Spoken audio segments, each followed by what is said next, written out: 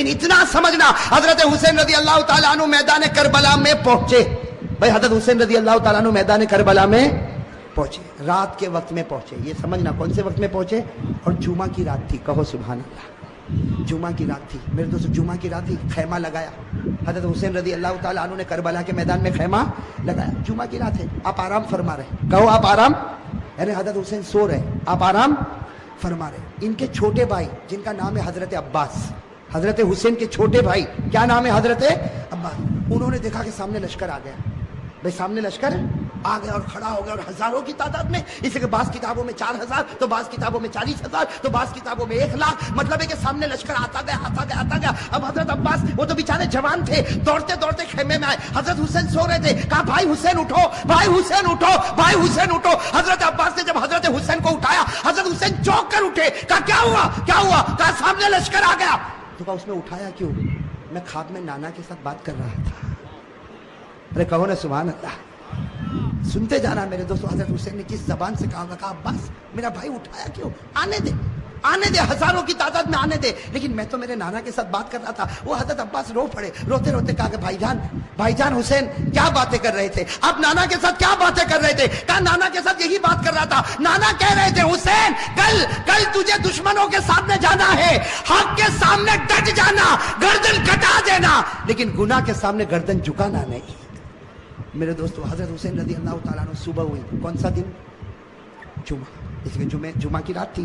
اٹھے تو جمعہ فجر کی نماز پڑھائی, گو فجر کی. اس کے بعد میں میرے دوستو سامنے والوں سے بات چیت شروع ہوئی. بات چیت ہوتی گئی.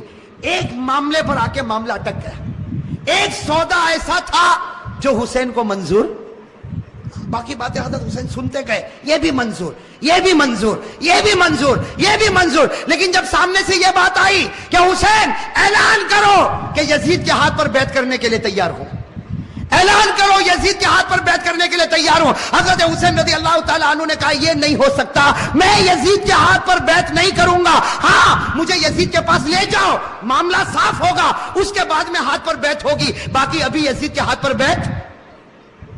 میرے دوستو سننا, یزید کے ہاتھ پر بیعت نہیں ہوگی. حضرت حسین سے پوچھا گیا آپ بیعت کیوں نہیں کرتے, وہ یزید کے ہاتھ. حضرت حسین رضی اللہ تعالیٰ عنہ نے کہا میں تو کر سکتا, کسی کے ہاتھ پر بھی بیعت کر لوں, مجھے یزید سے کوئی دشمنی نہیں. سننا حضرت حسین کا جملہ, مجھے یزید سے کوئی دشمنی نہیں, میں تو کسی کے ہاتھ پر بھی بیعت کر لوں, لیکن یزید کی حکومت میں گناہ ہو رہا ہے, یزید کے دربار میں گناہ ہو رہا ہے, یزید کے دربار میں, اس کے محل میں, اس کی حکومت میں گناہ ہو رہا ہے, اور گناہ کا احساس بھی نہیں. نبی کا نواسا جان دے سکتا لیکن گناہ کو برداشت نہیں کر سکتا.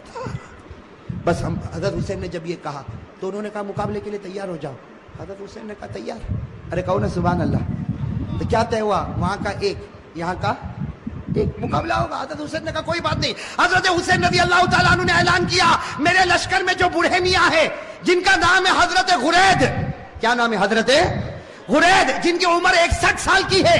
کتنی, 61 سال. حضرت حسین نے اعلان کیا غرید میدان میں اترے. حضرت غرید کے بارے میں لکھا ہے 61 سال کی عمر ہے, گھوڑے کی پیٹھ پر سوار ہوئے, وہاں کا ایک, یہاں سے ایک, کون, حضرت غرید, اور وہاں سے ایک. میرے دوستوں لکھا حضرت غرید نے 40 کو ختم کر دیا, 1 by 1. ایک آوے گیا, دوسرا آوے گیا, تیسرا آوے گیا. وہ سامنے والوں نے سوچا یہ بوڑھا اتنا پاور والا, تو نواسا کتنا پاور والا ہوگا. جب اوپنر ایسا ہے, ابھی تو میڈل آرڈر باقی ہے. بات سمجھنا اس کو, بہت پیاری بات ہے. سامنے والے گدر پر آ گئے, دھوکے پر آ گئے. کہا حسین یہ ایک ایک والا معاملہ نہیں چلے گا, ورنہ شام تک ہم تو ختم ہو جائیں گے. ایک ایک والا نہیں ہوگا, ہم سب اور تمہارا ایک, ہم سب اور تمہارا. حضرت حسین رضی اللہ تعالیٰ عنہ نے اس کو بھی منظور کیا. میرے دوستو وہ حضرت غرید جنہوں نے 40 کو ختم کیا تھا, وہ حضرت غرید ابھی بھی ان کی تلوار چمک رہی, گھوڑے پر ہے. سب نے ایک ساتھ میں ان پر حملہ کیا, آپ کو مارا گیا, آپ کے بدن کو چھلنی کر دیا گیا. جب بالکل آخری گھڑی آئی تو انہوں نے حضرت حسین کے سامنے حضرت غرید کو پھینک دیا. حضرت غرید جب سامنے تھے, حضرت حسین ان کے پاس گئے تو غرید نے کہا حسین تھوڑا ہٹ جا, آسمان پر محمد کا چہرہ نظر آ رہا ہے. نعرہ تکبیر, نعرہ تکبیر, حسین کا دامن. ماشاءاللہ, اللہ قبول فرمائے. یہ جملہ بہت پیارا, ساتھ میں کہا حسین کا دامن, حسین کا دامن, حسین کا دامن. حضرت قرید نے فرمایا حسین تھوڑا سا ہٹ جا, آسمانوں پر میرا محمد مجھ کو نظر آتا ہے. حضرت قرید نے لا الہ الا اللہ محمد الرسول اللہ صلی اللہ علیہ وسلم پڑھا. حضرت قرید کے بعد حضرت حسین کی جماعت میں سے ایک آتا شہید ہو جاتا, پھر دوسرا آتا شہید ہو جاتا. یہاں کا ایک وہاں کے سب, یہاں کا اور سب ٹوٹ پڑتے شہید. میرے دوستو اب سننا, جمعہ کا دن ہے. حضرت حسین نے جو اب اعلان کیا سب کے کلیجے پھٹ گئے. حضرت حسین رضی اللہ تعالیٰ عنہ نے اعلان کیا میرا بڑا بیٹا علی اکبر تیار ہو جائے. کہو سبحان اللہ. اب بڑے بیٹے کی عمر کتنی, 16-17 سال. اللہ اکبر. میرے دوستو ہمارا بھی بیٹا ہوگا 16-17 سال کا. تھوڑی دیر کے لیے اندازہ لگاؤ, حضرت حسین رضی اللہ تعالیٰ عنہ کو پورا یقین ہے کہ میرا 16-17 سال کا بیٹا زندہ جائے گا لیکن واپس نہیں آئے گا. میرے دوستو باپ کا تو کلیجہ ہوتا کہ نہیں ہوتا؟ باپ کو بھی تو محبت ہوتی ہے, اور حسین جیسا باپ ہو اور علی اکبر جیسا بیٹا ہو. حضرت حسین رضی اللہ تعالیٰ عنہ نے اعلان کر دیا, پورے مجمع میں سناٹا چھا گیا, عورتوں کے خیمے میں سناٹا اور کھلبلی مچ گئی.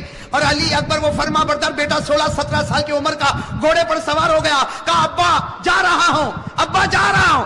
حضرت حسین نے کہا بیٹا ایسے مت جا, ایک بار باپ کی پیشانی کو چوم تو لے, ایک بار باپ کی پیشانی کو چوم لے تاکہ میں بھی تو تجھ کو گلے لگا لو. میرے دوستو علی اکبر جب گھوڑے سے اترے پورے مجمع میں رونے کی آواز آئی. حضرت حسین نے اپنے کلیجے سے لگایا اور کہا بیٹا آج حق پر جاتا ہے, حق پر رہنا, اب تو نانا کے دربار میں تیری میری ملاقات ہوگی.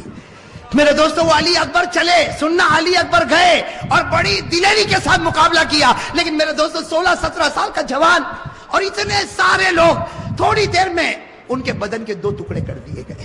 میرے دوستو علی اکبر کے بدن کے 2 ٹکڑے کیے گئے اور حضرت حسین کے سامنے ایک چھرا لایا گیا اور بڑے بیٹے کے سینے پر مارا گیا.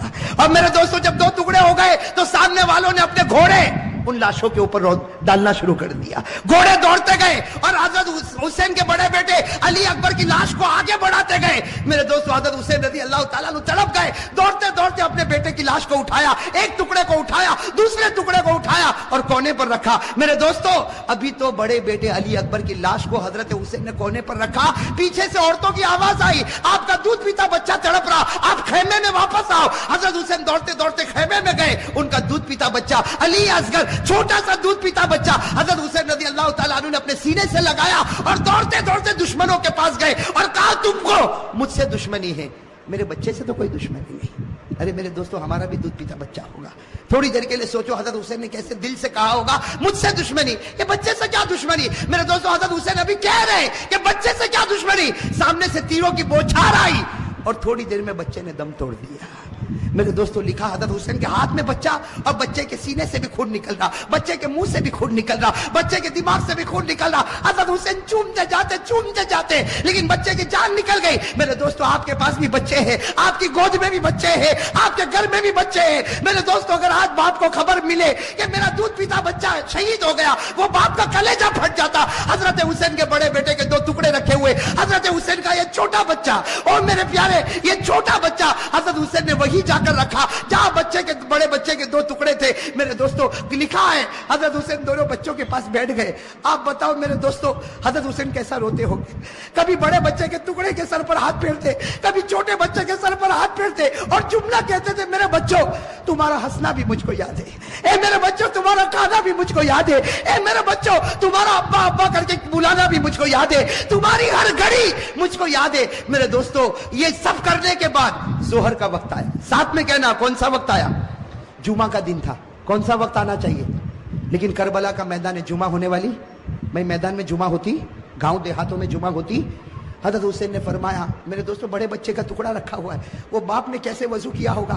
حضرت حسین نے وضو کیا اور وضو کرنے کے بعد کہا چلو جماعت بنے گی, ظہر کی نماز ہوگی. حضرت حسین نے 2 رکعت ظہر کی نماز پڑھائی. میرے دوستو مقابلہ کرنے والے مقابلہ کرتے گئے. حضرت حسین نے ظہر کی 2 رکعت نماز پڑھائی اور اس کے بعد میں حضرت حسین نے اپنا گھوڑا لیا اور فرمایا اپنے خیمے میں فرمایا وہ پرانی چادر جو کونے میں رکھی وہ لے کر آؤ. میرے دوستو ایک بڑی چادر لائی گئی, بالکل پرانی چادر لائی گئی. حضرت حسین نے سینے سے لگایا اور کہا لوگوں تمہیں معلوم نہیں یہ میری ماں فاطمہ نے اپنے ہاتھوں سے بنایا تھا. میرے دوستوں حضرت حسین نے کہا وہ پرانی تلوار لا کر دو. ایک پرانی ٹوٹی ہوئی تلوار لائی گئی. حضرت حسین نے وہ تلوار کو ہاتھ میں لیا, کہا لوگوں یہ وہ تلوار ہے جو میرے ابا حضرت علی لیا کرتے تھے. اور پھر ایک کالا امامہ منگوایا, ایک کالا امامہ پہنا اور کہا لوگوں یہ وہ امامہ ہے جو میرے نانا محمد الرسول اللہ. میرے دوستوں تھوڑی دیر کے لیے سوچنا وہ حسین کا دل کیسا ٹوٹا ہوا ہوگا. گھوڑے پر سوار ہو گئے, اگر کپڑا دیکھو تو فاطمۃ الزہرا کا ہے, تلوار دیکھو تو علی مرتضیٰ کی ہے, امامہ دیکھو تو نبی کا ہے. میرے دوستوں مولانا ابوالکلام آزاد اپنی کتاب میں لکھتے ظہر کے بعد یہ اللہ کا ولی میدان میں اترا, 4.5 سے 5 گھنٹے تک آپ اکیلا مقابلہ کرتے رہے. نعرہ تکبیر, حسین کا دامن. میرے دوستوں آپ صرف اندازہ لگاؤ, سامنے 4,000 ہوں گے, 40,000 ہوں گے. ارے میرے دوستوں میرا ایمان کہتا ہے سامنے لاکھوں ہوں گے, اربوں ہوں گے, کھربوں ہوں گے, لیکن حسین کا نہیں بگاڑ سکتے, اس لیے کہ حسین مقابلہ نہیں کرتا تھا, فاطمہ کی چادر مقابلہ کر رہی تھی. میرے دوستوں حسین مقابلہ نہیں کرتا تھا, علی کی تلوار مقابلہ کر رہی تھی. حسین مقابلہ نہیں کرتا تھا, نبی کا امامہ مقابلہ کر رہا تھا. میرے دوستوں سننا, مقابلہ چلتا گیا. مولانا ابوالکلام آزاد لکھتے ہیں, ذرا کان کھول کر سننا, مولانا ابوالکلام آزاد لکھتے ہیں کہ آپ کے سر مبارک سے لے کر آپ کے پیٹ مبارک تک 80 تلوار کے زخم لگ چکے تھے. اور میرے دوستوں پورے خون سے لہو لہان ہو گئے, خون سے. اور میرے دوستوں ایک بات سننا, جب حضرت حسین کا جب مقابلہ چلتا تھا, سامنے سے کسی نے برچھا آپ کے ہونٹ پہ مارا تھا. کس پر مارا تھا؟ آپ کے ہونٹ پر مارا تھا, اور خون گر رہا تھا. اور پیچھے سے لوگ جو حضرت حسین کی جماعت میں تھے وہ پیچھے سے کہتے تھے کہ ہونٹ پر کیوں مارا. پیچھے سے آواز آتی تھی کہ او دشمنوں تم نے حسین کے ہونٹ پر کیوں مارا, یہ وہ ہونٹ ہے جس کو نبی روزانہ چوما کرتے تھے, یہ وہ ہونٹ ہے جس کو ہمارے نبی چوما کرتے تھے. میرے دوستوں کیسے لہو لہان ہو گئے. اب سننا جو پوائنٹ کی بات ہے, حضرت حسین کھڑے ہو گئے اور کہا ٹھہر جاؤ, تھوڑی دیر کے لیے ٹھہر جاؤ. سب رک گئے. کہا کیا ہوا؟ کہا عصر کی نماز پڑھنا ہے, اس لیے سورج بالکل ڈوب جائے گا, تھوڑی دیر باقی ہے, 4-4.5 گھنٹے ہو چکے, 5 گھنٹے ہو چکے, سورج ڈوب جائے گا, عصر کی نماز قضا ہو جائے گی.